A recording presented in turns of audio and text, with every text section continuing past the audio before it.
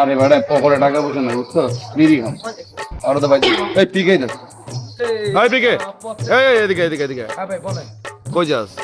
আইলাম তো আপনার লগে দেখা করার লেগে, কি হইছে মরে নিছে কি লেগা? আরে এই যে সেলিমে আইছে, সেলিমে বিড়ি খাওয়ার লাগা মনে কর যে আপসেট হয়ে আছে, টাকা নেই তো পকেটে, আর একটা বিড়ি খাওয়াই পারবি?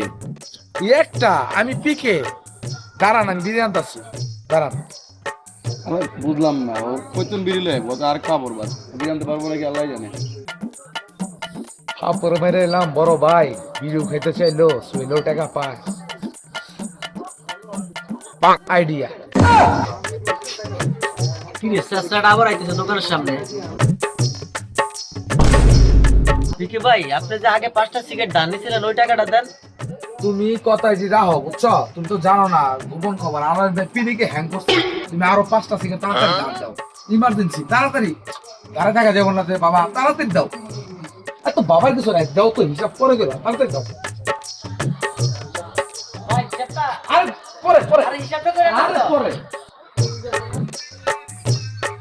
বিকে হ্যাং ওটা বলতো আমাকে কি শুনে বানিয়ে গেল।